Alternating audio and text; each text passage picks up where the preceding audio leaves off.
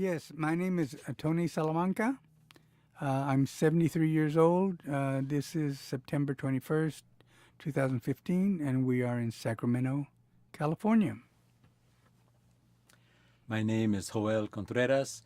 I am 71 years old, and today's date is September 21st, 2015. We're in Sacramento, California.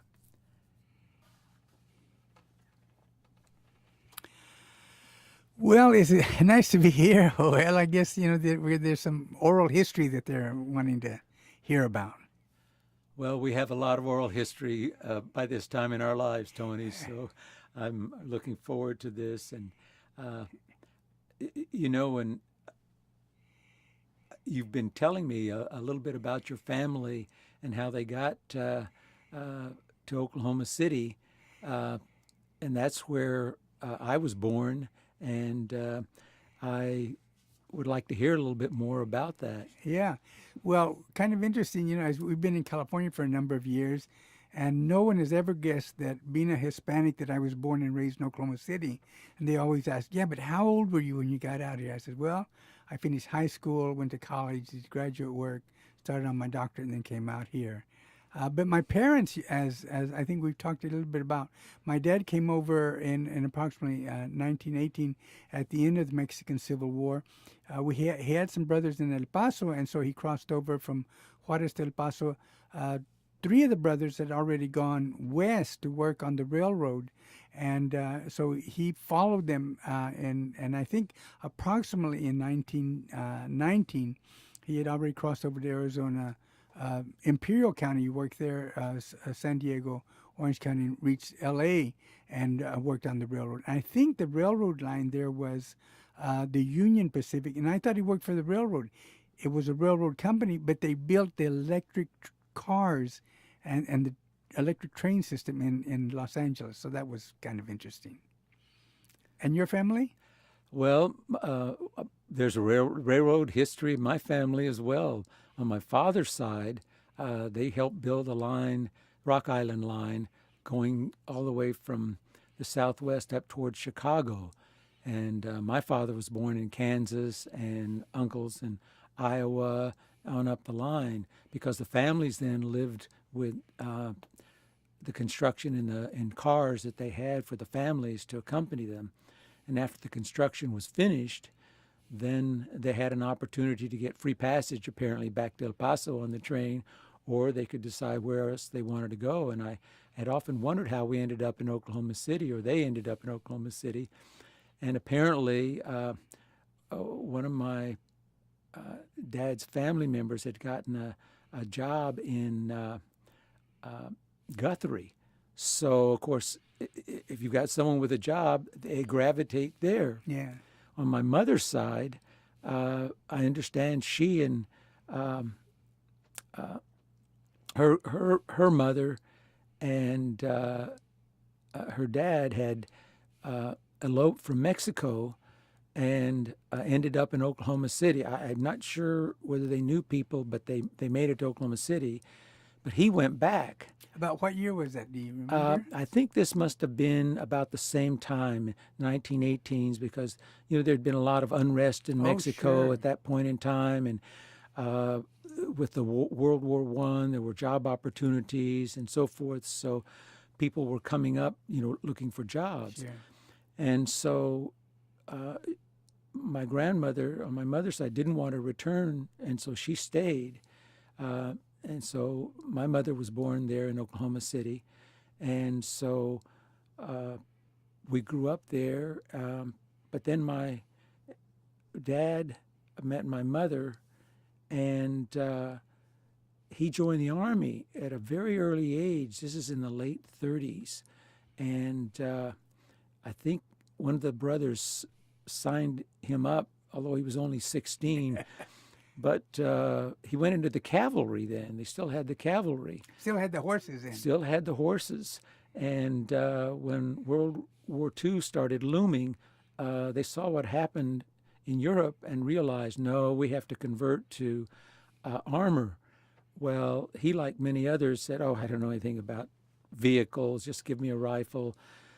but they went ahead and made that change, and he was in World War II, Korean War, and Vietnam. He was a career military. Yeah, well, I remember meeting your dad, and he was very striking person. Right. Well, the big impact that it had on my early life was I had an older brother and a younger sister at that time, and he was part of the Army of Occupation for Japan. So we left Oklahoma City, and some of my most vivid memories are of living in Tokyo, Japan. About what year was that? That was in about 1946 through 1950. Oh, yeah. So you were really young then. Yeah. Right, but the memories are so vivid because we had military housing, but we could see the palace across this roadway. And I remember seeing demonstrations after the Korean War had broken out. So they sent a lot of the dependents back to the U.S. because there was some unrest in Japan, and they were. So my dad was shipped over to Korea because the need was so great. And I think that's when I kind of met you in the 40s, right? Right. We were there at school. We were kind of in the same barrio there in Oklahoma City. Right. Well, we didn't think of it as a barrio. We No, just thought it was sure our we neighbor didn't. because all our Yeah. relatives were around, and it was so interesting, and I had so many cousins, and of course we were able to go to the same parochial school at that point, and it was a great experience at that point in time. But my mother was not really happy with the school, and so she transferred me to public school in the 6th grade. Myself and my brother, and then we ended up moving away from that neighborhood up more towards Oklahoma City University, and so that's when we'd get a chance to come back and visit relatives. But it sort of made it a transition at that point. Yeah, at that time, I lived on South Walker, which is about as I remember about 3 or 4 blocks from where you're at, on 10th Street. So when we got into high school, we moved on 10th Street there, just off of Walker, and so that would have been just about a block away from where you used to live. And as I was there this summer, and I gone down the street and looked where your house was. Of course, all those houses were torn down and built other ones, but that was kind of an interesting time. As you said, then with the railroad, my dad, I guess there was more opportunities in working with the Santa Fe, and so they conscripted people from Los Angeles. The interesting thing was, and I learned much later, that if you work for the railroad, you get a free railroad passing and go anywhere you want. So my dad used to tell me that he used to go to Venice and to Long Beach and to the port. I forget what the port is in Los Angeles and all that. And so I was San wondering, Pedro. yeah, San Pedro. And so I was wondering how were you able to do that on labor's wages? Well, they had a free pass, and Sunday was the day they would go all around. And when we went back a number of years, when I moved to California, and he wanted to see downtown Los Angeles again, and so the central area is the old town, and so we went to that area, and there's a Pico house. And so this was approximately in 1967, 68. And he went to the Pico house, and he told me that in around 1919, he played pool in the Pico house in 19 before he went to Kansas. So the railroad took him to Kansas. Again, I never realized how he got to Kansas, because that would have been a pretty sized fair, but the Santa Fe gave them railroad passes to go there, and then they ended up in that little town, the Mission. He went on to be transferred to Arkansas City. That's where he and my mom were married, from Arkansas City, in, of course, Arkansas, call it Arkansas City. But in Arkansas City, they transferred in Oklahoma City, and so that's where we were at, and that's where we ran into each other, Well, going to school there, one of the things that I remembered was that the parochial school didn't have a library. But that year that I went to the public school, the first year, they had books there, and then there was the Wesley Center, that had a library. So after school, we could go and get books there, and uh, that was a great experience. And then later, I found out about the public library in Oklahoma City, and I realized looking back how important that was, because we had a large family at that by that point. We had expanded. I ended up being raised with, there were 12 of us, and of course both parents were working, and we worked starting at age 16 when we were able to, and everyone had to pitch in, because we provided a lot of the child care for our younger brothers and sisters, because that's just in the way we were Sure. raised. But I think those were important aspects, and looking back, I realized just that opportunity. I knew there was a bigger world out there just from my dad's being stationed abroad, but I think looking back, that's what got me through high school in a lot of ways, and it was a strength, and on to the university. Of course, you have access to libraries there, and knowledge, and experiences that I never dreamt, because my sister, my oldest, my sister, who's a year younger than I am, we were both at the university together, Camille. Yeah. And I look back and just wonder how we managed to, get through college, and all the challenges. But Yeah. my mother was so dedicated for us to be able to get through school, and I think that was a real inspiration for us. You were saying about the library and being in Oklahoma City, and you mentioned that that Wesleyan Library was the same one that I first went to. It's up on the second floor, and I remember seeing that, and they tore that down, and luckily they're just opening a new service center, community service center right there. And I think it's affiliated with the Wesleyans. It's on 11th and South Walker, and that's where I was glad to see that still surviving in the community. I started after finishing Catholic elementary, and then Catholic high school. I went on to Central State, in Edmond, north of Oklahoma City, for 3 years, and then transferred to University of Oklahoma, and did my bachelor's degree there. Kind of the interesting thing I think about, a lot of times you wonder whether things are fateful or there's a reason. I'm not sure about you, but as we were finishing up our degrees, the Vietnam War was really heating up, by 65, 66, and so a little incident that happened was the one that saved me from, I think, probably getting killed in Vietnam. Is I had a slingshot, and I'm trying to make it big and all. So anyway, it slipped out of my hand, hit my left eye, and it caused a cataract. And I was about eight years old. Well, that cataract got me 4F standing in 1965 when I finished my bachelor's degree. The draft board sent me a notice to go down there and take my physical. I was telling them that I was going to go on to graduate school. Well, that didn't make any difference. They weren't sure that was the case. And there were very, very few exemptions. One of them is being married.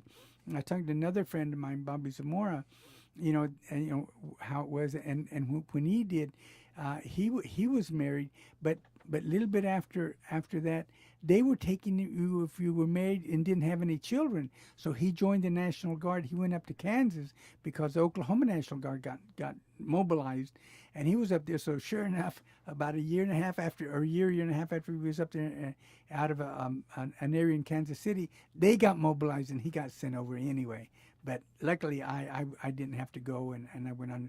I was able to go on to graduate school and start my doctorate also. Well, I ended up getting married, and my last year in school at the University of Oklahoma, I was looking at the schedule, and I was a history major, and I realized there weren't that many history courses that I was really excited about. But if I ended up taking some education courses, I could get a teacher's certificate. So I went ahead and took those courses, and then Susan and I were married. We finished college, and I wanted to go to law school, but with no money. Fortunately, there was support for education, which I think some of those opportunities may not be as available now as they were then. But I was able to teach school for a year in Austin, Texas, and so I got state residency. Oh, great. And so the in-state student tuition at that time was remarkably low. Yeah, I had wondered how you did it, being from Oklahoma there. So you were there a year, and then you were able to qualify in-state tuition. Right, and it was I love teaching. It was great, but, there were a lot of minority students in the classes, and I was shocked at how low their goals were. I can remember specifically one girl, this was the 9th grade. I taught 9th grade world geography, and she said, some people wanted me to quit, but I said I wanted to finish. And what she meant was the 9th grade. And I was stunned. But I learned so much that year from those students, and it was a great experience. But, times at that point were such that there was a lot of hope in the country, and I felt like I could do more in the legal field to help than I could just as an educator, and at that point, so I went ahead and went through law school there in Austin. And you started what year there? I started there in 1966. Yeah. So I finished my bachelor's degree in '65, and then later on, of course, I stayed in education, but. One of the kind of interesting things that I did in looking at some studies over the years, and all I try to pick up some trivia, is one of the key elements for a person's education is the mother, not the father. It's the mother, because that's the one that stays home. That's the one that helps you develop your educational skills in school, because they're are the ones that help us when we're home. And my mom did have a pretty good education because of my grandfather.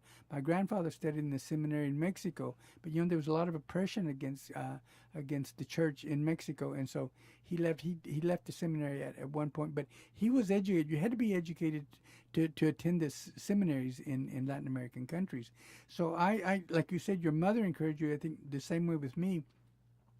My mother encouraged me and tried to help me with homework, and it's kind of interesting as we got to the 6th grade and then middle school and then high school. I think my mother was learning English along with me, and math and other things, and so she was pretty good, and she was articulate. My father never went to one full year of school because he was in rural Mexico, and to a very large extent not downgrading anything about him, but as I remember, he really had difficulty writing his name, and my mom helped him do that.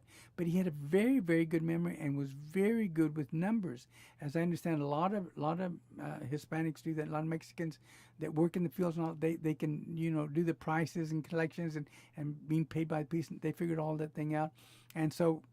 Math is, of course, like another language, and so if you can negotiate math, you don't necessarily have to be totally fluent in English, So that was kind of interesting, and so then after I thought it was kind of interesting. After you finished law school, you went on to where then? Well, after I finished law school, what was interesting is before my last year of law school, there was an opportunity for an internship. This was 1968. This is just after they had riots in. Over the assassinations in Washington, D.C., and I guess someone decided to drop out of this program, so there was a slot, and it was with the Equal Employment Opportunity Commission in Washington, D.C. So I had an opportunity to go there and work that summer, and of course this was part of the Civil Rights Act of 1964 that had been passed, and there were a lot of cases and so forth, and so there were law students from all over the country there, and they had us there to help go through these files and draft proposed decisions, which would then be passed on to the regular legal staff there for issuance by the commission. And so when I came back for my last year of law school, I was able to work part-time in the office of the EOC there in Austin. So upon graduation, I passed the bar and was able to work there a year. But then I applied for a position with the Department of Justice in Washington, D.C., and was fortunate enough to be able to get there. And I think because of that employment law experience, I was placed in the employment section. So we were litigating cases all over the country.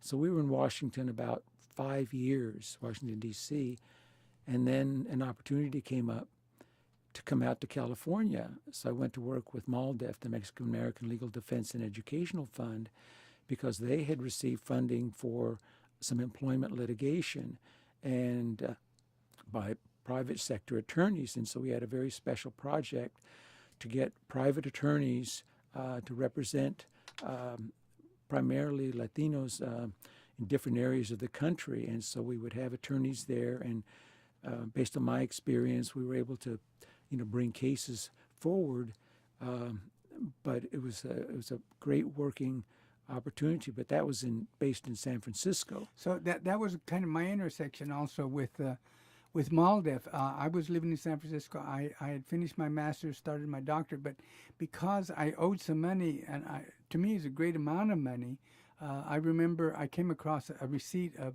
what tuition was at Central State, which is I think is like in 1961 or 62. Tuition was $100 a semester. I went on to graduate school. Had to get some loans for the 2 years I was there, and so I owed the great amount after I finished my master's. They immediately sent me a letter like a week after graduation, and when was I going to pay for it? And I think I owed $1,800 for an undergraduate degree, a master's, and started my doctorate. And so I didn't think I could hold off by getting some more loans and finishing my doctorate. So I came to California, and then had a job at the Orange Coast Community College in 68, spring of 68. Interviewed for a job at San Francisco State with the first EOP program, Educational Opportunity Programs, for recruiting minorities and targeting Hispanics there. So I was there, and it was there where I met two very interesting people. One, a little fellow and a guy from Texas, and he was so quiet and all very unassuming. Later I found out, he's head of MALDEF, and that was Mario Bledo. Oh. And so I think that probably that was 1969. And then the other one was Herman Cias with the Southwest Council of La Raza. And Herman, of course, was a resident of San Francisco, and I knew his brother. His brother was in education, and he appointed me for the first advisory committee of the Title I program in San Francisco Unified School District, which then later we morphed into some bilingual education monies. Although the act that was really targeted to Hispanics, I was really surprised at, and it's because of Congressman Gonzalez, I think is Gonzalez in South Texas, was the Migrant Education Act. That was the act geared for Mexicans, as they called us at that time. And it was they didn't realize that the majority of Hispanics were in urban areas, and then they had to have further legislation, and eventually they got the Bilingual Education Act, which the common thread for us was non-English speakers or limited English speakers, and I was involved with that early on from approximately 1968 on, and from San Francisco I worked there in the community for some. Then I went to work at Long Beach State University. I'd worked at San Francisco State University as an administrator and taught in a history class because they were looking for minorities there. And I met my wife there, and we got married, Mary, and so a lot of people say, yeah, but where do you meet your wife? I said, San Francisco State. He says, well, you guys are students. I said, no, I'd already finished my graduate work. I was teaching there, and I was an administrator, and then I'm an administrator in Long Beach State University, and then I was asked to go to Sacramento, a commission teacher credentialing in 1972, and then that's where I was at when we ran into each other again. Right. Well, getting to Sacramento after being with MALDEF, I realized, there were opportunities where I could put down more community roots, and so I ended up being appointed to the position of Chief Counsel for the Employment Development Department by the Brown administration in 1980. And so we moved to Sacramento, and I held that position until 1982. And then one of my predecessors had gone to the California Unemployment Insurance Appeals Board. And so I thought, well, I'll do that for a couple of years, and then we'll make some decisions on what we want to do after that. Well, I ended up staying there for the rest of my legal career. But the great thing about it was it allowed me to get involved with some community activities. And one of the community activities, I think the first one was with Access Sacramento. The cable company was providing equipment pursuant to the contract they had with the city to develop opportunities for ordinary people to gain skills with filming, editing, all sorts of things developed to TV programming. And so they had 2 channels, and it was a very exciting time. One of the other board members there was involved with the Library Foundation, and suggested that that might be a useful activity, because I was going to be leaving the Access Sacramento board. So that's how I ended up with the Sacramento Public Library Foundation board. And at that same time, I also was a member on something called the Community Resource Project, which was one of the OEO, Office of Economic Opportunity programs, federal government ran through the state down to the local. And they were providing training for people to do weatherization. Oh, so I they'd go in remember and that, do weatherization for low-income families, windows, insulation, all sorts of very positive things. Sure. And it was very rewarding to know that was significant, and people were getting job skills.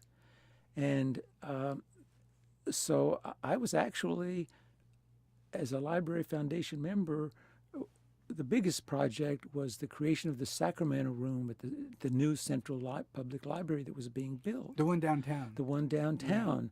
Yeah. And so that was done, and then this Bell Coolidge Library was built. And that was the first female mayor of Sacramento in the late 40s. And she was one of only 2 elected mayors that were female, and went on Truman's Whistle Stop Tour. In the late 40s. In the late 40s. So she was remarkable, and it just sort of let me know that at the dedication of this library, they commented that there was no other building in Sacramento that has her name. And as an educator, she was assistant, the Dean of Women at the Sacramento City College for her career.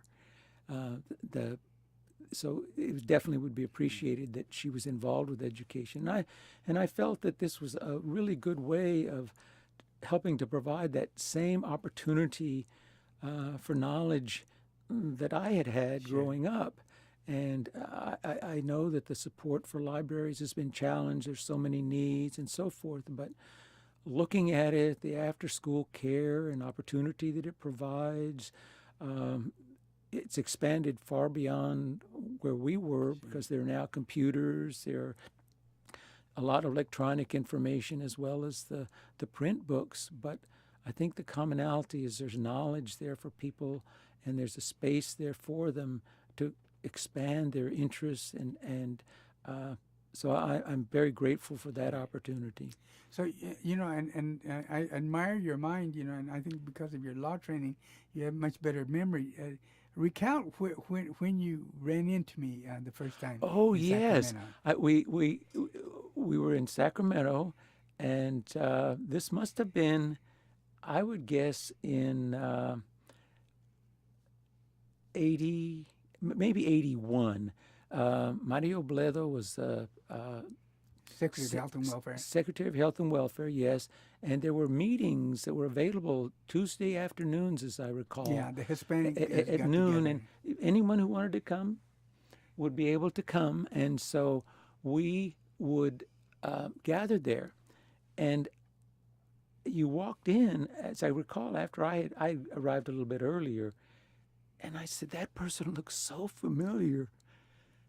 And we hadn't seen each other in a number of years. And I thought, I have to go talk to him when this ends. So I walked up to you afterwards, and it was to find someone in Sacramento after all those years that was from the neighborhood where I had been raised it was such a great moment. And then I found out you were married and had 3 children and had been down in Los Angeles and come up and were in education.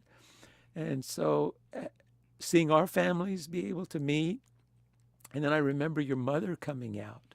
Yes. And That's right. oh, she seemed so pleased to be able to see someone that was here with you that had been raised in the neighborhood. Sure.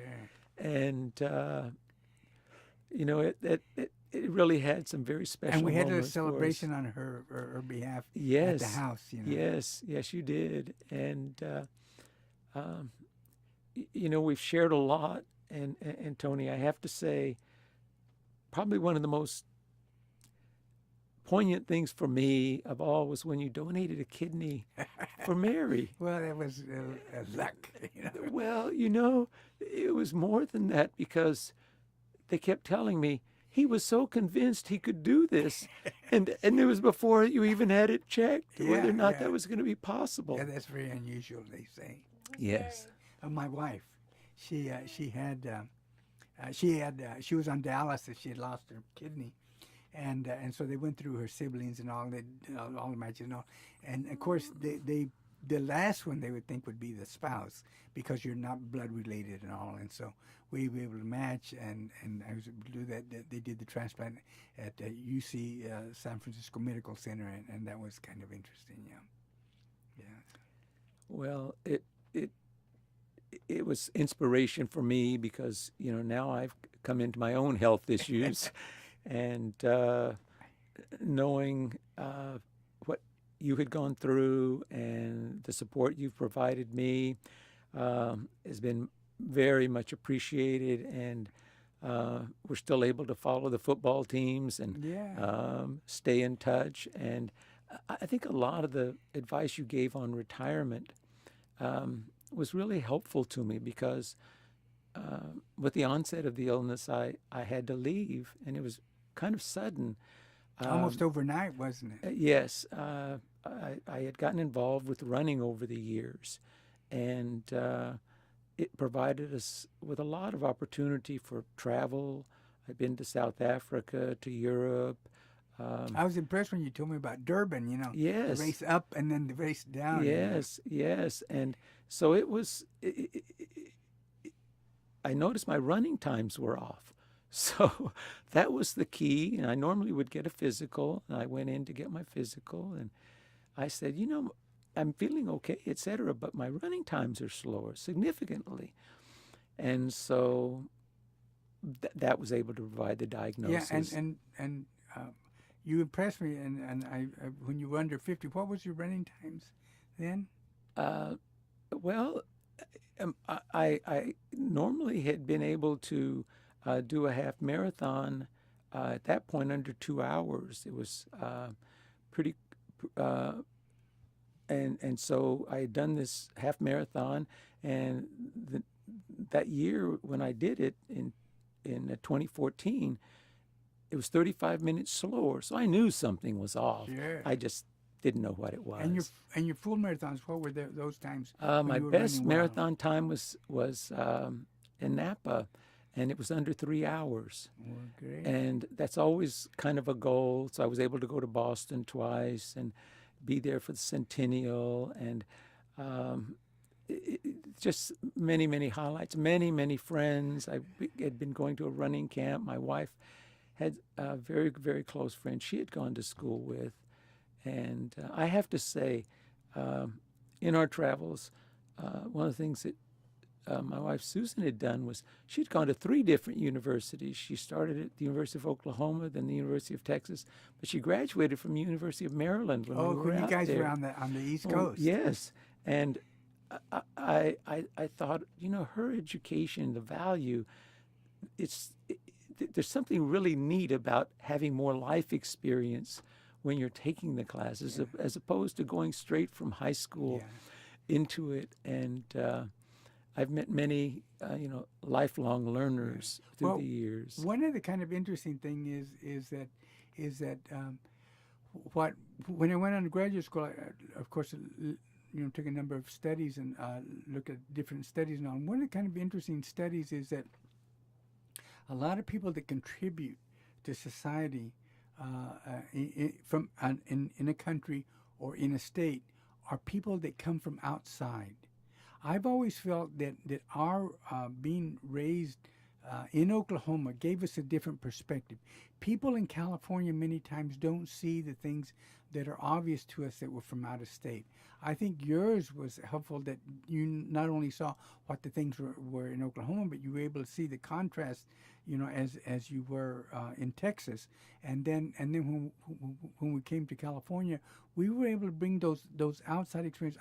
I found the people that were more resistant to things that needed to be changed and things because they've seen the way things are always. They were always been that way, but we came in from a perspective from outside. At an educational conference, it was kind of interesting. They talked about our different times in life, and I think I was probably about 45 when I heard this, and so it was something like this. I was Mexican when I was born. Actually, I was born in the United States and really not being Mexican. And then at some point, I was Mexican American when I was at the university when I found out, that if you were born here and whatever. And then when we came out to California, we're Hispanic or Latino. And then a little bit after that, then you become Chicano. That term came up. And then now, there's, I'm not sure what the really makes. I really use Hispanic more to identify it because we really touch the bigger family of, like when we were in San Francisco, I asked somebody if they were Mexican. They were offended. I asked them if they were Mexican American. They were offended because it's such a heavy concentration of Central Americans and other parts of Latin America. So I've learned, that we're really from a bigger family and all.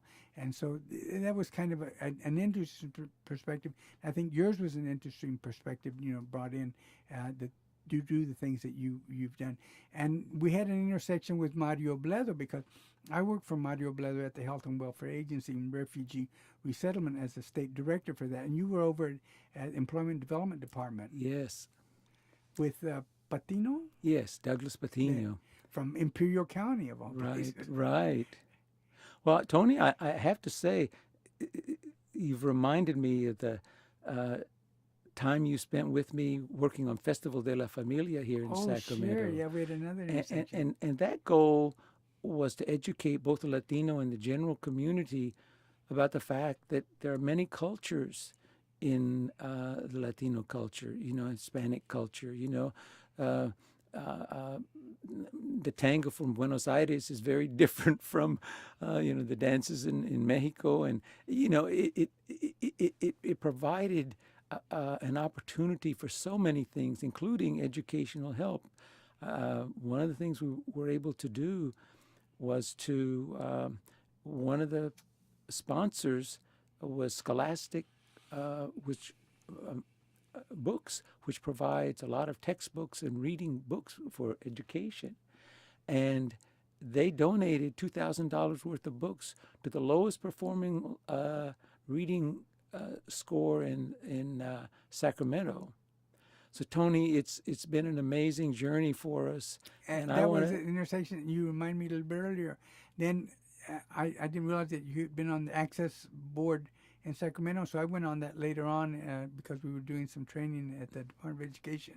We did some statewide satellite training in service for educators, but I got all that technology and experience from Access, and then I went on their board as you had been on their board. You were my predecessor prior to that time.